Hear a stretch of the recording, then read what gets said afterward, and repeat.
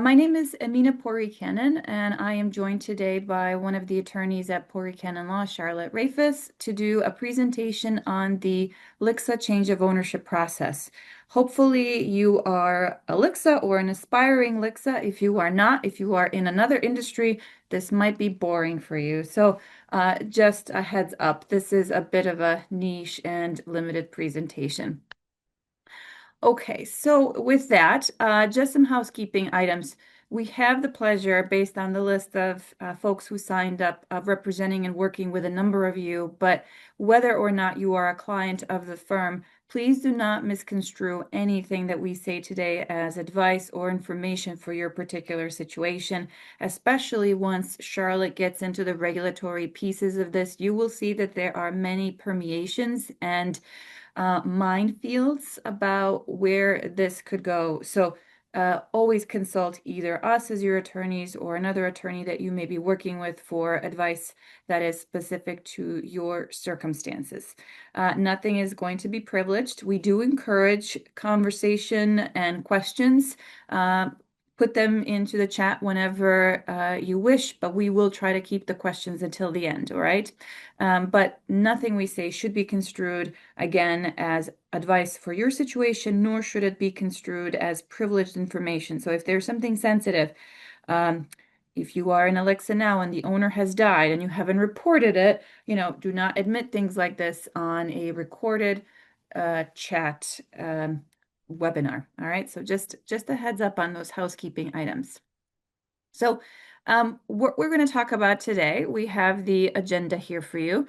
A number of you did attend a webinar we held a few weeks ago where we talked about kind of the beginning stages of a corporate transaction. We went through the letter of intent, hiring a broker, what should be in the brokerage agreement, what shouldn't be there, setting the price, the terms of a letter of intent. We went through those preliminary items and we got into the actual corporate documents a little bit. This webinar is a continuation of that conversation with an emphasis on the DOH piece. So we always think of these transactions, we handle quite a lot of them at the firm, but we think of them in kind of two areas. One of them is very much corporate, but the other one, very related and intertwined, is the regulatory framework piece. And so today's presentation, we will talk a little bit about the corporate piece of the pie because it's necessary. They're part and parcel, right? You can't do one without the other. But we will spend the majority of the time talking about the regulatory piece. And I would say this is an area where we've done countless transactions and we've seen really how things change. I can't stress enough how important it is that if you are contemplating or in the midst or doing a transaction, we also get a lot of clients who start a transaction with one law firm and then they realize just how heavy this regulatory piece is, and then they come to us at that point. Make sure you're hiring an attorney that has done a few years worth of these regulatory DOH pieces in New York State. If you're buying an agency in another state, it's actually very easy to pick up the phone, call the DOH over there, and get someone to answer you, someone who's knowledgeable and guide you through the process. That is not the case in New York. Things change pretty regularly. The people behind the scenes change, and they interpret and implement these expectations and requirements differently.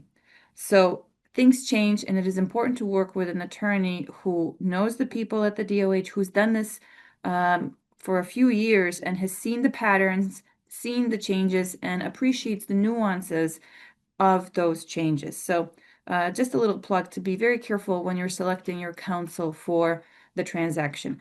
I guess in respect of the mention of counsel, you should not be doing this yourself. AI is great, but you should not have AI prepare your corporate documents, your letter of intent. You should not have it review any agreement that is given to you, whether that agreement is a purchase agreement, a term sheet, an LOI, which shouldn't be contracts to begin with, but we've had plenty of experiences where AI will hallucinate things. So it will not tell you the correct information. It will certainly not be able to fill in these regulatory details. There's no way it can, because a lot of the nuances of the regulatory side of this equation is not published anywhere. And AI can only guide you based on information that is in the public domain, that is updated, that is current, and even then it slips up. So again, make sure you're working with someone who knows the regulatory piece of these transactions and has done them multiple times and has been around enough to see the patterns, the changes, and appreciates the changes. A lot of times they're not going to be published. So, with that, and with the emphasis that we will be largely talking about that regulatory part of the process today, as far as the change of ownership process itself, I want to emphasize that it's not just a corporate transaction that may trigger these regulatory obligations. There could be a death, there could be a disability where the operator is simply not able to take on and continue the regulatory obligations that they have undertook as a license holder. This applies whether or not you are operating an agency that bills Medicaid. Medicaid adds a whole additional layer of emphasis on compliance and accountability, but what we talk about today as regulatory applies whether you are just a private billing agency or government funding agency as well. And then grants as well, private grants, they have their own conditions also, and failure to meet those grants could get you in trouble with the Attorney General or just on the contract side. So there are recoupment mechanisms for grant provided monies as well. But the regulatory piece that we will talk about today applies irrespective of who ultimately pays for your services. I just want to emphasize that. And again, the regulatory change of ownership process or the notifications, et cetera, they are not just triggered when you are selling the agency and receiving money in return. The obligations can be triggered if there is a change in ownership or control or operation because of death, disability, or a gift. There could be a change in the operator because the father has aged out, or the mother, whoever the family member is, and they're just passing on the torch. Whether or not that is codified in any sort of a corporate transaction document, it doesn't matter. If it's a gift of shares, again, whether when the owner is alive or after death, that still triggers the change of ownership process. And one point that I want to make as well is in estate planning. There are a lot of clients who come to us to say, well, I want to put together my estate documents, I want to put together a trust, and I want to put the agency into a trust, and my son will be the trustee. He's not on the LHCSA right now. Whatever the permeation is, I want to basically turn over the LHCSA into the trust. That does not bypass the regulatory process, folks. You still need to go through that.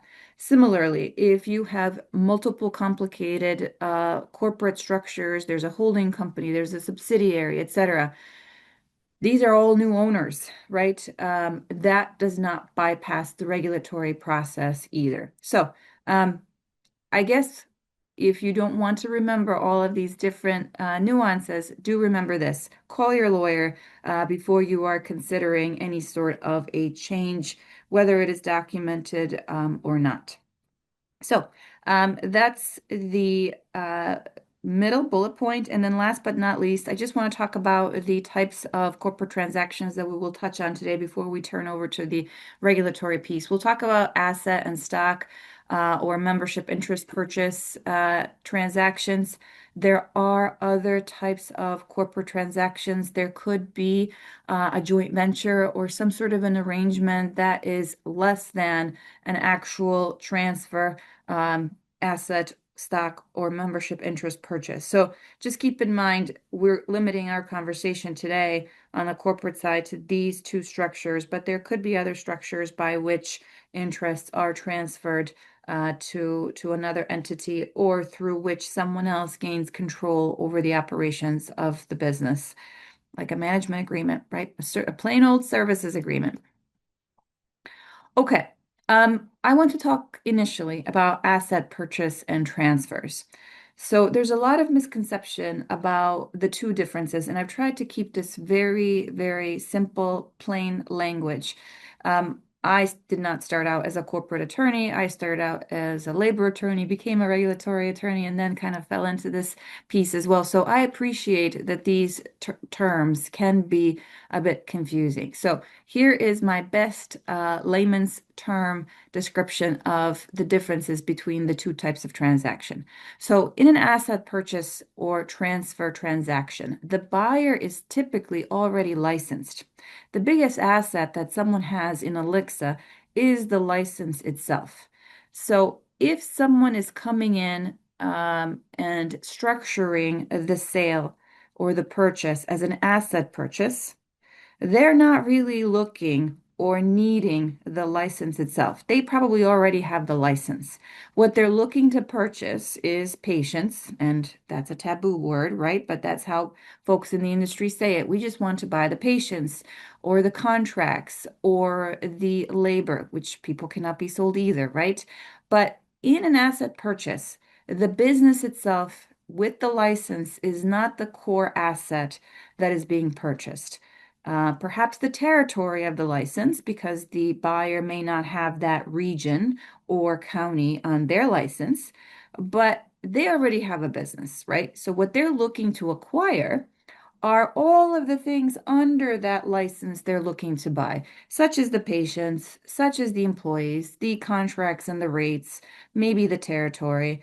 They are buying the assets. Those are the assets, those are the guts of a business. So that seller who is selling its assets, that business, that EIN, that let's call it the building, that building will stay as is.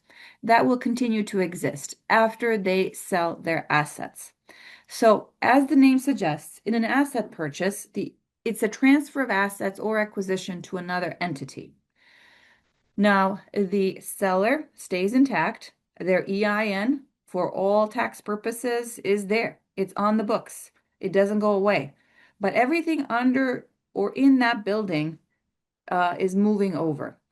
Or the buyer could choose to just take some things out of that seller building and leave some behind.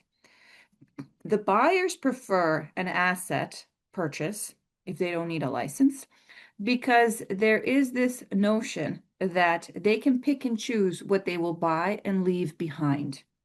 And what they will often say is, we will buy all the good stuff. We want the patients, we want the good rates, and we want your people. But we don't need your computers. We don't need your lease. We don't need any vehicles you may have in the building. We don't need your license. And so they will cherry pick what they buy and move over to their business. That allows them to say, we did not buy the liabilities of the business. We only bought some things. And so we are not a successor. We are not a continuation of that seller business. And so we get to benefit from the sale. We have not inherited or taken on any liabilities. This is not very black and white as many buyers think, because there are common law principles. If things get ugly in this transaction, there are common law principles by which one party can sue the buyer and say, yeah, you're calling this an asset purchase, but you're really a continuation of that business that you bought. Or you are a joint employer, there's some remaining connection between these two businesses, or you didn't even rehire these people, you just transfer them over. So they basically continued working for the same business. They're serving the same patient under the same plan of care, like nothing changed for them. So you inherit, you, the buyer, do inherit the liability of the seller that you thought you left behind. So it is a fallacy in many respects for an asset purchase buyer to think they are immune from any allegations of liability coming over. All right. It's there's ways to shield the buyer, to be clear, and we'll touch on that a little bit when I talk about the stock purchase structure. There are ways to shield the buyer, absolutely, multiple ways actually, and ensure them. All sorts of things that actually we spend a lot of time on. But I just want to emphasize that when you are looking whether to structure this as an asset or a stock, the main consideration in buyers structuring this as an asset purchase is because they think they're getting this guarantee or assurance that they will not be liable for the seller's mistakes, liabilities, pending lawsuits, et cetera, et cetera. And that is simply not always the case. Uh, Sometimes it is, but not always. All right. And so an asset purchase might even be more expensive because the buyer thinks, well, I'm paying a little bit more because I get the peace of mind that I won't be sued. But again, not so much. Okay, let's now shift to a different type of a corporate structure, which is the purchase of stock or membership interests. If the seller is an LLC, the buyer is going to be buying membership interests in that LLC. If it's a corporation, the buyer is buying the stock. The buyer can be an entity or one or more individuals. Let me be clear about that. But most often in this scenario, the buyer needs the license. They are not currently licensed. Maybe they're not even doing any sort of home care services. So the main asset that they're looking to purchase is the license, and they want to be able to just step in and operate the business. They like the structure, they like the building, maybe they like the lease. Everything is already prepared and ready for them. Now, from a corporate standpoint, the buyer in this scenario is stepping into the entity and replacing the shareholder or the membership interest holders who were previously there. So again, if we go back to that analogy of the seller entity being just a building, in this type of a structure, the house, the building stays the same and intact as before, same EIN. But the owners, everything that's under that house, under that roof, the building, that's what's changing. Like everything is staying in place. We are just swapping out the owners. However, to be clear, that swap in the ownership is not actually legally final unless and until PIFIC or the Public Health and Health Planning Council says so. So I often say in a transaction with home care, you're not getting the title to the car. You might get keys to the car when you sign the purchase documents, but you are not getting the title. So you can drive off the lot with that vehicle. You can drive around, operate it, fix it, invest in it, add some nice new rims. But you will not actually have the title until the DOH says so. And the like for corporate tax reasons, etc., any attempt to treat that title as yours is void ab initio, void from the get-go. All right. So the regulatory requirement does have to go through before that is truly your license and business. Now, another reason why the whole asset purchase security belief is a bit of a fallacy is that in both contract types of structures, whether we are drafting a stock or an asset purchase agreement, we have the same limits on liability and indemnification clause. So for those of you on the line that have been through one or more of these, you will know that there is a very common clause in purchase agreements that says the buyer assumes responsibility for any legal issues that come up in the business after the purchase documents are signed. Not closing, not transfer of license, but as of the day that the purchase contracts are signed. Because when the purchase contracts are signed is when the buyer is typically stepping in and operating that business or operating and controlling the assets. So to ensure that any liability, any problems stay with the seller entity, in both types of structures, the purchase agreement will say that for any liabilities that arose before the purchase documents were signed will be the responsibility of the seller entity, excuse me, seller individuals, not necessarily the entity, but the seller individuals. So those folks who are getting paid for the sale of their business remain responsible to pay for any liabilities that may come up later related to, oh my God, it's DOL violations, OSHA citations, repayment to plans, et cetera, et cetera. Whatever may come up after the purchase documents are signed, by contract, the sellers remain responsible financially to cover those. And again, that is in both types of agreements, irrespective of how the corporate transaction is structured.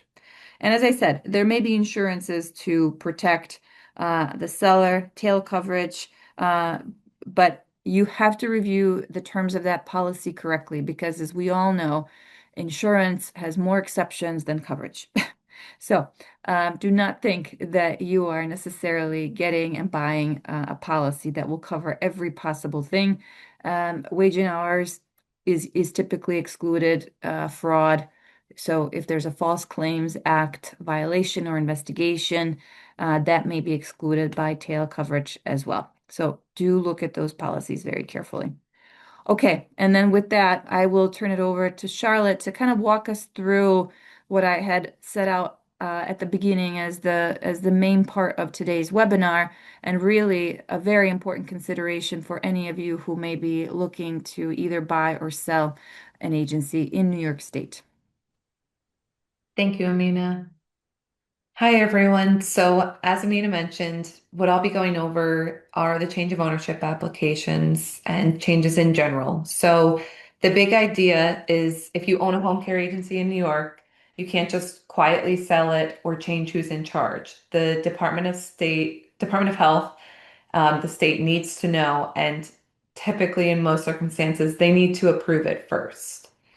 So, the change of ownership application itself is required anytime a new person or entity is gaining meaningful control. So that's defined as 10% or more, whether that's through a sale or restructuring, or if the owner dies or becomes incapacitated. If the ownership is 9.9% or less, that does not trigger the change of ownership application.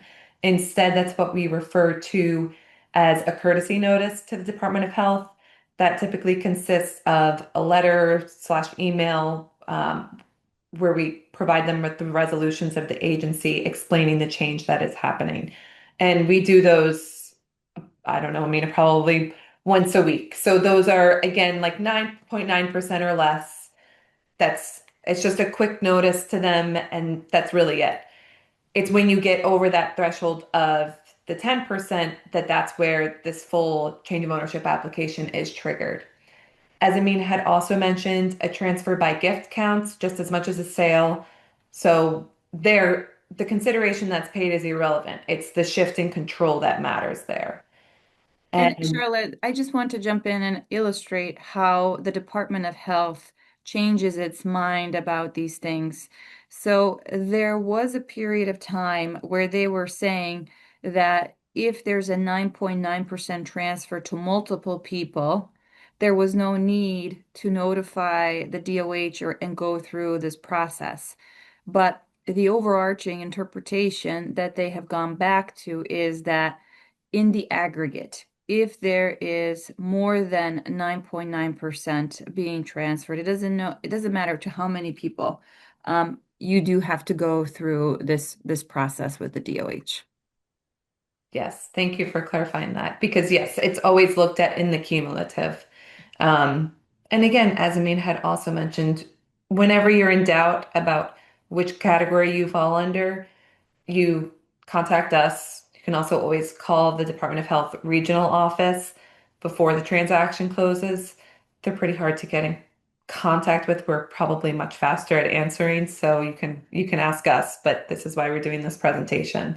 Um, but just reverting back before we move on. So also as mentioned, when the sole owner passes or becomes incapacitated, the license does not just automatically pass to its heirs. So instead, an emergency filing provision kicks in immediately, and the estate or the successor must file promptly to keep the agency operating lawfully. And per the regulations, immediately is really within 30 days of such death or incapacitation. So, overarching theme, common thread across all the scenarios, anytime the person or entity that's ultimately responsible for the agency changes, you need to let the Department of Health know. And most cases, they need to approve it. We can go to the next slide.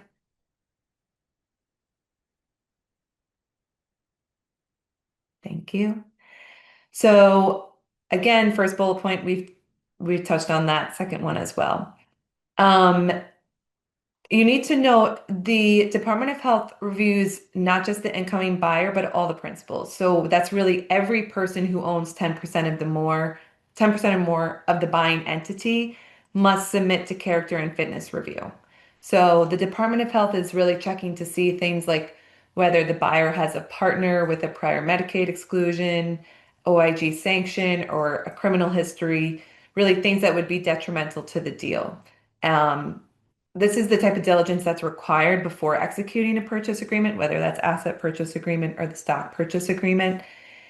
They also really want to make sure that you're not just a super random person coming in and taking ownership of this LHCSA. They want to make sure you have some sort of background and experience in this, and of course that you don't have any criminal history. But again, they're looking for overall character and fitness.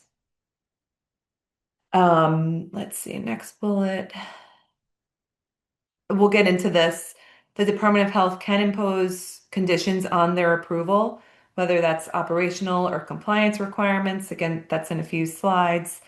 Um, and ultimately, also, as we'll discuss in the next few slides, the Department of Health's timeline for approving and reviewing these applications can take a long time. I would say that's probably our clients' biggest complaints when it comes to having to deal with these change of ownership applications. The guidance says 6 to 8 months. We see anywhere up from to like 18 months, if not more. We are constantly pinging the Department of Health. I can let you know what their standard response is that I know that we'll get, but that's just something to be aware of because, as I had mentioned, something like a 9.9% transfer or less is just a quick notice, it's done. But when you bring it into these applications, it does take a long time for the approval. Um, I think, Charlotte, you were being kind by saying 18 months. We are just yeah, now seeing the ones from 2020 getting the change of ownership approved. So things have started moving, but it's and crazy. 2020 and it's 2026. so when you're getting into these transactions, if it is not a family type of related transaction, just keep in mind that you will have to plan for that from a corporate standpoint. We've had a few situations where the seller changed their mind because the buyer actually did great things with the agency after they took over. And so the seller will come in and try to take the company back. So there are all sorts of, again, AI cannot possibly plan for years of experience where we've addressed all of these different complications that may come up. And the more time you have, the more simply time that there is for these complications to arise. Sorry, Yes. go ahead, Charlotte. We can go to the next slide. And as we're changing over to the next slide, also to touch on that, this is also why it is very important to do the applications right the first time around, because if they get to the point of finally reviewing your application and there are things missing or issues that they're finding, that puts a hold on it. They'll send you an email or a notice through the system and ask you to revise or answer certain questions. And again, it's a further delay in what's already a long process. So, and for those of you who have already engaged in this process, the application it can look intimidating at first. We help guide you through that process and tell you exactly what needs to be provided and answered. But I would say if and when the time comes for you to do one of these applications, don't be too overwhelmed, but also be encouraged by the fact that it's best to just do it right and complete the first time around so that you don't get any further delays in your application's review. The other So, thing, oh, I'm so sorry, oh no, go Charlotte. ahead. I want to emphasize that the possibility of a moratorium is always, always on the table. There is technically language in the current law that would require existing Lexus through to go through an RFO. For those of you that are familiar with what happened with CDPAP, know what RFO means. So, for someone coming into New York State or thinking of entering this field from the very beginning, you do have to contract for that possibility as well. The possibility that you buy a business that you can never ever actually get the transfer of ownership completed or own. And so that is a contingency. Again, you can deal with it contractually, but it does need to be identified. And so that's where counsel who has been around for many years to see the patterns and knows what's on the horizon with the DOH is very important because otherwise you're not going to be able to identify this as an issue that needs to be contracted and discussed as part of the deal. Yes.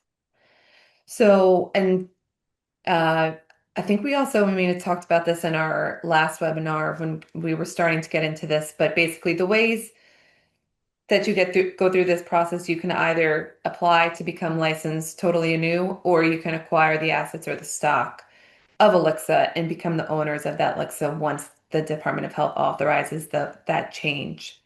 But agencies who are looking for a new license entirely will have a much bigger uphill battle than if you just, and I'm saying it like it's lightly and easy to find Alexa and buy it. Obviously, it's also expensive and you have all these protocols you're following, but applying for a new license anew is there's a significant barrier to becoming licensed that way. It's not impossible, but it's just more of an uphill battle. Um, and again, sometimes there are moratoriums in effect, and as Amanda said, those can come at any time. Right now, there's none, but depending on the county where the license is to be operational, there's also a presumption that there is no need for an additional license. So the Department of Health requires the applicant to submit evidence that their Alexa is needed in those specific counties, which can be genuinely difficult to do, especially in a lot of the downstate markets. So the counties where the presumption is strongest are like the New York City boroughs, Nassau, Westchester. Those are counties where the most valuable Alexa license can exist. So, the licenses that are most in demand can often be the hardest ones to get through new applications, which drives up the acquisition prices, as you know, for those existing licenses. So these are just things to keep in mind. Um, Again, but this is why stock purchases or asset purchases are favored over starting anew. Let's see, I don't want to repeat anything we said. Obviously, we know the license is not transferable. That's why we go through the process. Okay. And so, something we will not share here with the entire group, but there is certainly a regional price on buying just a license versus buying a license with cases and contracts and rates. I often get asked, well, should I just do a valuation of the business I'm looking to sell? And yeah, sure, you could throw away a few thousand dollars to get a valuation and wait for that to be done. But the market is really what dictates the price at the end of the day. And the typical valuation process looks at all of the capital assets and the historical value of the business, whereas this market is changing so much. There's no way a valuation or an accountant expert can account for the risk that the RFO will go into effect, that the license process will not be concluded because there's a moratorium, et cetera, et cetera. So I usually counsel clients against waiting or putting off a sale on the account of that. But there are definitely this is why it's important again to work with someone who does a lot of these.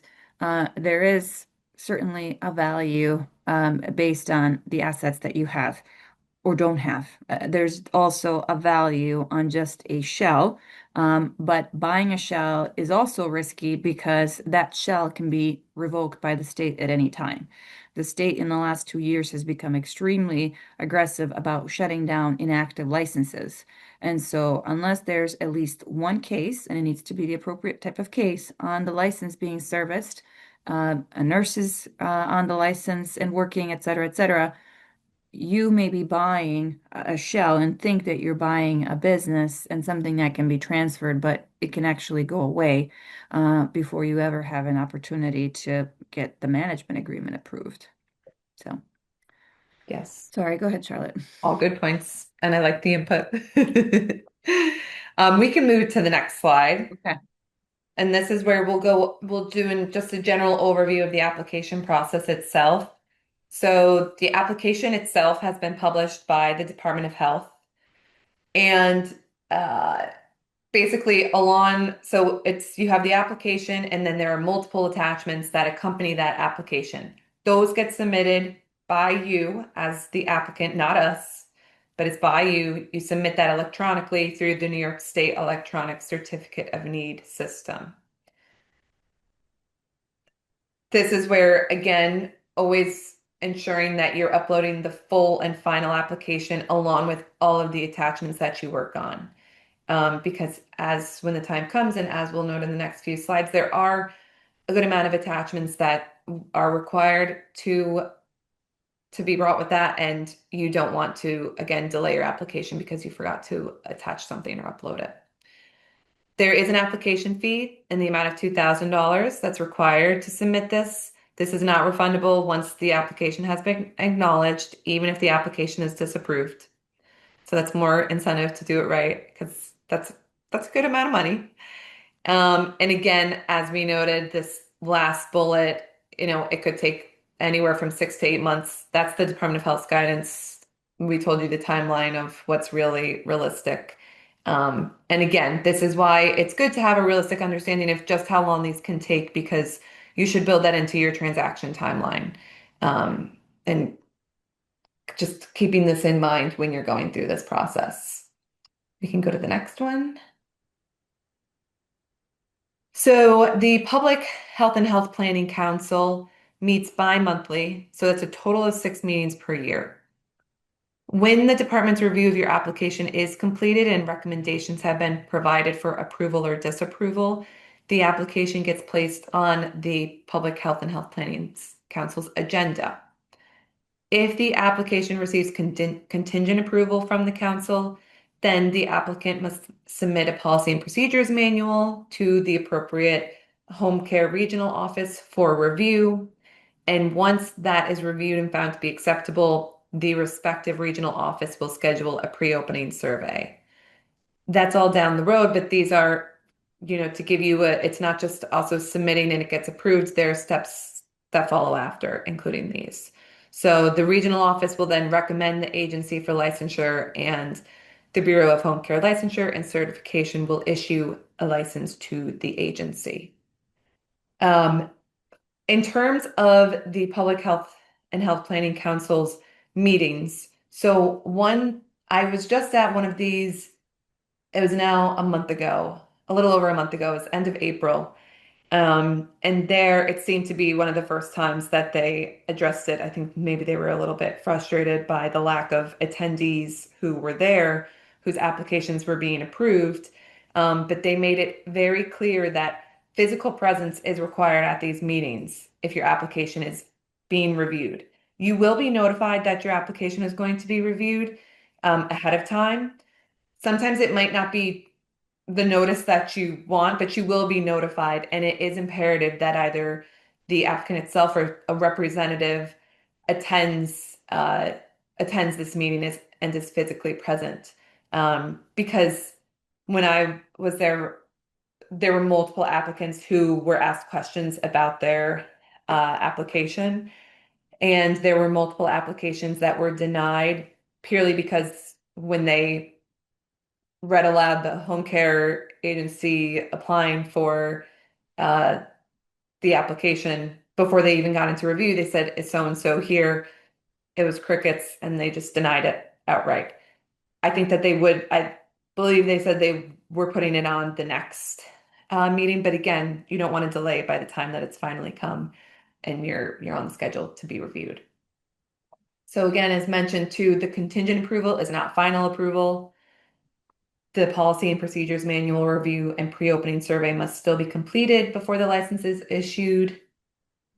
So really, in practice, buyers can begin onboarding key management personnel and establishing operational infrastructure before the pre-opening survey so that they can just determine or so that they can demonstrate readiness when the surveyor arrives. We can go to the next slide.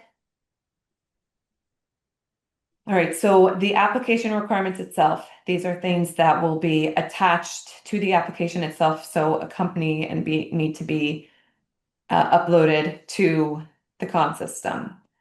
One of them is the program staffing plan. This is more than a checklist. The Department of Health really uses it to evaluate whether the applicant has a realistic understanding of what it takes to operate Alexa. So you don't want to use vague or boilerplate staffing plans. You want to make it unique to the Alexa itself. So you will need to fill out a chart that details the plan. This includes listing all the services that the agency will be providing, the method of delivery of each of the services, and the availability of each of the services. Again, this is something that we very closely assist with, and we can assist you in terms of it's a physical chart that's on the application. There will then be resolutions that must be submitted. So that's a certified copy of the resolution of the board of directors of the corporation, or if applicable, members of the LLC or partners in a partnership. This basically authorizes the application to be submitted to the Department of Health for licensure. So that's one of the attachments that goes with the application, as is the next one, the project narrative. This describes the purpose of the application itself. So this is, if the application is being submitted as a rebuttal to a public need requirement, then the narrative itself has to include the evidence-based data that supports the applicant's claims that there is a need for the LHCSA in that respective county. If the application is exempt from the public need review, the narrative has to reference that exception. That's typically just a one-line sentence at the end of the project narrative. This is an area where some work does need to be done. Mhm. Um, I don't know. I mean, Charlotte, you go to more of these meetings than I do, but I don't know if there was ever really a clear discussion of what they would consider to be evidence-based data for any of these. We haven't had one recently where this was reviewed just yet. We have a few that we have submitted, so we'll see if those will actually be granted. But we often get calls from nurses or people with clinical backgrounds who believe that they have a very good reason for bypassing these limits on the LHCSAs. And as Charlotte said earlier, usually downstate. There is, I have not been persuaded personally. I'm not sure if PIFIC will be. But with all due respect to what folks believe is unique about their application to bypass the public need review, I think this is going to be very narrowly construed. Um, Again, especially with more and more conversations happening about doing Alexa RFO. So your option to, if ever, to get a Alexa continues to be buying one instead of applying a new for Alexa and then trying to bypass these strict requirements. Yes, that is definitely accurate. And I have not been at a meeting where they've addressed a, an application seeking for total just license anew. I've read meeting minutes of that, and I will say each time it seems that as they should, but it's addressed unique to the application itself. Because I think also sometimes, as we can see with the Department of Health, sometimes there's also changes within the Department of Health itself. So, like personnel, meaning, so those reviewing the applications because it takes, there can be a lot of turnover within all the time that it takes to review and address these applications. Sometimes it's different, but that's typically the more information that you can provide them and convince them and persuade them, the better. But definitely don't rely on them to be very clear and concise as to what exactly they are looking for. I think there's a bit of creativity that needs to happen on the applicant side of things. We can go to the next slide just to round out a few more application requirements. So the legal documents, this depends on the type of ownership. So if it's an LLC, a corporation, partnership, regardless of the structure, certain related organizational information needs to be submitted. So that could be articles of incorporation, bylaws, um, pretty easy things that should already be in your records, and we will direct you to which exact ones you need to submit with the application. There's also a Schedule 1 that needs to be submitted. So this is the ownership disclosure document where every person with 10% or more ownership interest in the entity must be disclosed, along with background information, if there are any affiliations with other healthcare entities, or any prior adverse regulatory or legal history. So this is where the prior OIG exclusions or any OMIG sanctions or criminal convictions can surface on this Schedule 1. But it is very important to fill it out completely and honestly, um, because this is something that they are definitely reviewing with a close eye. One of the things here on the Schedule 1 that may take a lot of time for those of you who have home care or other healthcare entities in other states, they do require you to get effectively an attestation of good standing in those other states from the regulatory body in those other states. And then we, if you have a few states and some of them are We not have as that. responsive, right? There are ways to get around that, right? If Virginia, for example, is not giving you a certificate of good standing over there, there are ways that we've worked with clients to get around that to move your application in DOH, New York DOH ahead. So. Yes. Yes. Luckily, that one the Department of Health hasn't given us too much pushback and issues with, even though it's a little bit of a tedious process and outreach that goes on. A few other documents, if applicable, a franchise agreement needs to be uploaded, management contract. Uh, this is usually pretty relevant. So if the buyer intends to engage a management company post-closing, the management contract has to be disclosed, and that is subject to the Department of Health's review. A quality assurance program. This is required in all applications. The Department of Health really wants to see the functional compliance and quality assurance infrastructure, not just a template. So it has to be specific to your agency. Um, and again, if you're a buyer who's entering into the Lexus space for the first time, um, you know, we would discuss that and go through what is required and what needs to be thought of. But that is an important component. A organizational chart. Typically, if this will require two of them. Even if your organizational chart is looking the same before and after, they want to see two. They want to see it before the purchase and after the purchase. So never forget that's something that is important. You don't need to disclose all specific names and intricate details, but they do want to see the titles and just the structure itself. And then we can go to the next one. All right, the financial feasibility and financial review. So all Alexa applicants are subject to this. So this includes an examination of the sources that are available, working capital. There is a minimum requirement that's equal to at least 2 months of estimated operating expenses of the agency. So this requirement is a floor, not a ceiling. The Department of Health will scrutinize this as to whether the working capital projection is realistic. Um, this was something at the last meeting that I attended. This was very much discussed, and a lot of, the whole council sits in a very large circle, and there were a lot of council members who had questions about this, and uh, you know, you want to be careful that you're giving accurate numbers. If you're projecting very low operating expenses just to minimize the capital requirement, that will be questioned. So you want to go through this, and we always recommend having an accountant involved. So get your CPA working on this. We really review it just for, a general overview. So again, really have the CPA assist you with this process. Um, A CPA that knows home care yeah, realistically and expenses. And again, there are regional differences, right? What an office space costs, what a nurse costs downstate versus upstate.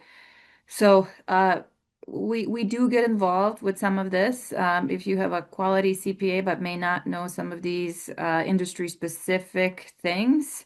Um, but as Charlotte said, you can't just short shift this. You got to work on this. Yes, hand it off to your CPA because they have to prepare this, but don't just be hands off. Because if you're the one attending that meeting, this CPA will not be there. And if you're getting asked about those costs, you have to be able to answer them and justify them with a straight face. yes. And one other note, just because AI is becoming very forefront of things, and I think people often think, oh, this will just be a quick way to, get this application done. Two big things I would recommend against: don't put the Lixa application into AI to have it generate the answers for you. I feel like I'm like stating something very obvious, but it's what things we've seen, and I don't want to be the one to say you can't do that and you just, whatever. But just big suggestions. And same thing with this financial review. I have seen where people don't want to have to engage a CPA, whether that's an expense or they just can't find someone or whatever it may be. Um, don't have AI generate that for you either, because also, as Amina just said, when you're at this meeting, you very well could be asked questions about this, and you want to make sure that you understand what's in your application. Um, and really, the financial feasibility section, it's real, and the Department of Health is definitely, again, I was at that meeting. They're taking a look at it. They want to make sure it makes sense. So you want to make sure it makes sense as well. So prepare that. Don't have AI prepare that one. And just to Um, be clear, the council members are providers from all areas of the healthcare spectrum, right? They are from the hospitals, from plans, they're clinicians, they're doctors, nurses. So they're not completely immune to the realities of the market and what things cost. So you may be getting grilled on these things by people who know. We often get comments that the DOH seems to be out of touch, but this council is community members as well. yes. So just to round this off, and this is our last slide before we get into any questions. Um, I'll just finish up here the things here. Again, a chart or written description of the projected operating costs during the first 2 months after licensure. Those are required. So your expenses include your salaries, office space, utilities, supplies, any other operating cost you need to include here. And you need to submit a written summary. This is with the help of the CPA, that identifies all the funding sources that will be utilized to support the agency for at least 2 months after licensure. Because, of course, the council is not going to grant this application if there's not adequate funding sources that once they approve it and then, they don't want to see it automatically close if, there's not adequate funding there. So, of course, the amount of working capital to be utilized has to be clearly specified. So we can turn it over. Any questions? Provide some answers. Folks, if you want to take a quick screenshot of our contact information and phone number, I'd like to stop the share. And so I could freely open up the questions without revealing who's asking them on the screen. All right, so let's see which of these. Um, is there still a minimum of 25 people under the license to do a transfer? Yes, there is, but here's the deal. You don't have to unless the contract for the purchase of a license requires you to submit it within 20 days or something, right? You can take the time to build up that census before you apply. So that is not a deal breaker necessarily to buying a license that has two people, two patients on there. All right, let's see what else. There's a question about the information and the slides being shared. We will share these with clients. So if you're a client, feel free to email us and we will share the slides with you. Next question. We were told by the DOH a few months ago that there was only one county with a presumption of need as it relates to new licensure. Is that your understanding? No, it's not my understanding that there's one. They do publish this information occasionally. Again, because people over there change so much, um, I don't go off of anything anybody says, with all due respect. There are very good quality people over there that we rely on, and we certainly know which people to depend on for answers and which ones to question a little bit more. But the state did publish a list of where there's a presumption of need. So respectfully, I wouldn't go off of something verbally. The list that's published that is binding on the DOH should be utilized. Next, I heard you mention that I heard you mention that the only way to value Alexa is by the market. How would I find out the market value of Alexas? Also, is there a way to download these slides? Again, if you're a client, please email us afterwards. We will share the slides with you, and maybe even the recording. But as far as how you would know the market value, well, you could work with a broker. But if you attended our last webinar on this, you may have heard that we don't always trust the brokers. So that is one source, right, of what they will tell you. It could be the current going rate, depending on your census and everything else you have going in your agency. Or you could talk to a lawyer or multiple lawyers who do a number of these, who could give you a sense of what a license costs depending on the region and your census size. Now, there are definitely things that will devalue Alexa irrespective of everything else. Having a franchise, for example, those tend to sell for less. Having a union, uh, those agencies tend to sell for less. So there are factors and considerations, irrespective of the risk of the RFO or a moratorium, that could reduce the price beyond what the current going rate is. Now, again, not saying that this is permissible in any way, but typically LICSs are valued based on census, and then there's a range of how much uh, per patient will be paid. And that's typically how they're valued in the market. Um, someone someone whose name I do not recognize says that they asked for a webinar presentation to be sent to them, but they didn't receive it. I'm so sorry. We share this with clients. So that might be the reason why you didn't receive it. All right, folks. I am not, oh, something just came in. Let me see. Someone asked what is Alexa with a franchise? So, well, I think your question is what's a franchise more so. McDonald's is an example of a company that sells a franchise. Uh, I don't know if Five Guys is, but these are businesses that sell a business model. They give you the operations model in exchange. They give you a license to operate their business with their brand, with their processes, for hiring, for making burgers, everything, right? So a franchise sells you a model of how to operate a home care agency. They cannot sell you a license, to be clear. Those are two separate things. And typically in New York State, a lot of franchises start or are strictly a companion agency. Um, and that's a whole separate conversation for some of you who are a franchise who are on this call. What asset do you really have? You always have to look at your franchise contract when you're debating whether or not to sell and for how much. And you have to understand that the franchisor has to agree to the sale as well, especially if your contract is going to continue with the franchisor. Those are two separate contractual obligations. One that you may enter into with the buyer, and then the separate one with the franchisor, because you could be in a position where you sell your business, but you're still under contract with the franchisor to continue providing that service. So, lots to think about. Okay, I think we're out of time. We actually are out of time as well. I want to thank everybody who signed in. I hope this was helpful.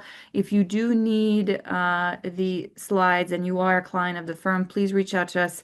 You know how to reach us. We will be glad to send this to you. Thank you again. I really, again, hope this was helpful, and stay tuned for announcements about any upcoming webinars. Thanks.